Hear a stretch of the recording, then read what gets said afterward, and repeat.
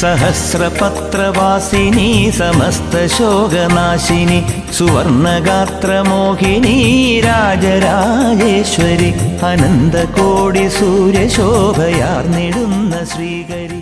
ആറ്റുകാൽ ക്ഷേത്രത്തിലെ വളരെ പ്രധാനപ്പെട്ട വഴിപാടാണ് ആൺകുട്ടികളുടെ കുത്തിയോട്ടം.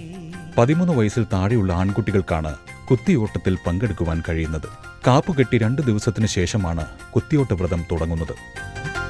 അറിഞ്ഞിടുന്നു സർവരും പറഞ്ഞു കേട്ട കഥകളായി നിറഞ്ഞിടുന്ന നിന്റെ നിത്യജ്യോതി ദർശനത്തിനായി അണഞ്ഞിടുന്നു എത്രയും പ്രസിദ്ധമായ കോവിലിൽ. നമോസ്തുതേ നമോസ്തുതേ. ദാരികനുമായുള്ള യുദ്ധത്തിൽ മുറിവേറ്റ ഭദ്രകാളിയുടെ ഭടന്മാരാണ് കുത്തിയോട്ടക്കാർ എന്നാണ് സങ്കല്പം. കാപ്പുകെട്ടി 3-ാം നാൾ മുതൽ വ്രതം ആരംഭിക്കുന്നു. മേൽശാന്തിയുടെ കയ്യിൽ നിന്നും പ്രസാദം വാങ്ങിയാണ് വ്രതത്തിന്റെ തുടക്കം. മധ്യഹീനയായിടും മഹേശ്വരി ആദിയൊക്കെ നീക്കിടുന്നൊരാർദ്രമാനസേശ്വരി. വ്രതം തുടങ്ങിയാൽ അന്നു മുതൽ പൊങ്കാല ദിവസം വരെ കുട്ടികൾ ക്ഷേത്രത്തിലാണ് കഴിയുന്നത്. നമോസ്തുതേ നമോസ്തുതേ നഖശികാന്തമീശ്വരി.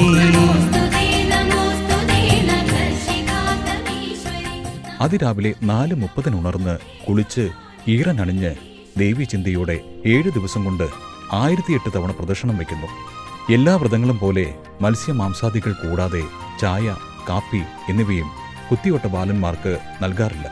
രാവിലെ കഞ്ഞി, ഉച്ചയ്ക്ക് വിഭവസമൃദ്ധമായ സദ്യ, രാത്രിയിൽ അവിലും പഴവും കരിക്കിൻ വെള്ളവുമാണ് വ്രതക്കാരുടെ ഭക്ഷണക്രമം.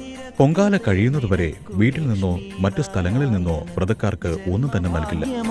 കൊണ്ടുവന്നു ചേർന്നു മുൻപിൽ ഞാൻ നമോസ്തുതേ നമോസ്തുതേ നഖശികാന്തമീശ്വരി. പൊങ്കാല ദിവസം നൈവേദ്യം കഴിയുന്നതോടുകൂടി ഭഗവതിയുടെ മുമ്പിൽ വെച്ച് ചൂരൽ കുത്തുന്നു. വെള്ളിയിൽ തീർത്ത നൂലുകളാണ് ചൂരലായി ഉപയോഗിക്കുന്നത്.